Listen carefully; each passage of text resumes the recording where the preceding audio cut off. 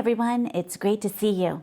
We are back at my parents' house today because their sweet autumn clematis is in bloom and it is amazing. I just had to share this with you. So all along the fence on both sides of their house, you can see here that their autumn clematis is just completely in bloom and it smells amazing. Just absolutely beautiful. It looks like this fluffy white flower growing up along the fence, and it has spread so much over the years. And it is just something we look forward to every single autumn. So let's take a little walk around their house here. So along the side, like I said, we have the sweet autumn clematis, and although you can't smell it, let me tell you, it is amazing. And there are so many pollinators on here. We'll try to catch some on video when we come back around. And then down the little side path here over on the right, you can see just a beautiful red mandevilla that's still in bloom. We have some black-eyed Susans. And yes, the sweet autumn clematis keeps going. And then as we come around the back, you'll remember that there's this little shade corner that my mom has. And boy, things are just loving this weather. That mandevilla is still blooming beautifully. I love all of my mom's little rock walls that she has, and her ferns look so happy.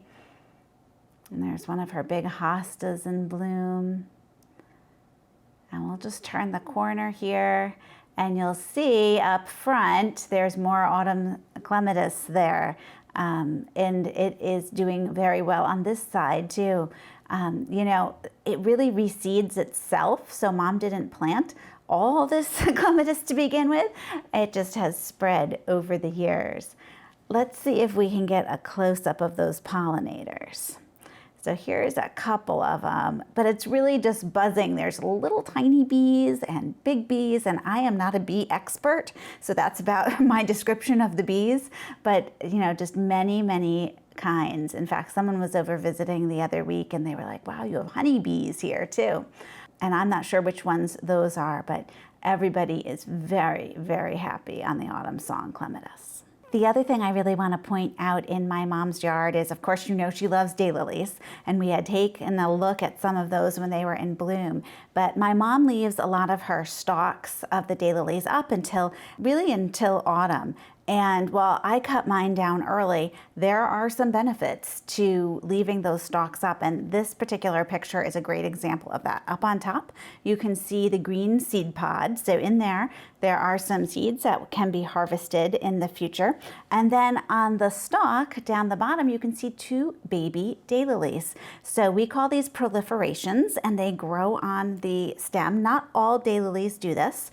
Some varieties tend to it more than others, but actually you can let these proliferations stay on a little bit longer and you can get more daylilies this way, which is just wonderful.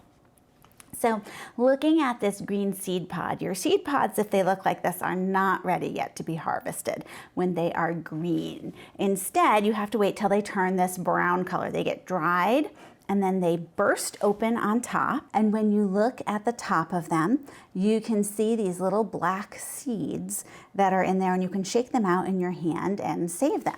And of course, while I was here, I could not help but harvest some of these daylily seeds. You can see they're round, small, little black seeds, and they really just shake out very easily once that seed pod is dried and bursts open. These are the proliferations that I was talking about. So you're really going to wait until the stalk gets pretty brown and dried looking. You might even see some roots starting here. That would be ideal. You can then snip the stalk, leave it sort of attached to maybe an inch of the stalk, and put it in some water for the roots to develop a little bit more. And then you can just plant those in the ground and you have more daylilies, which is just a happy thing all around. So mom's yard is looking great with her sweet autumn clematis, and her daylilies are just flourishing. Although we're sad to see them, you know, turning brown and dying off at the end of the summer, we have all these great proliferations. We have seeds to collect, and my mom is just amazing with her garden. So wanted to share this with you. I hope you're having a great time with your sweet autumn clematis and that your daylilies are bringing you many, many seeds. Thank you so much for joining me, and I'll see you in the next video.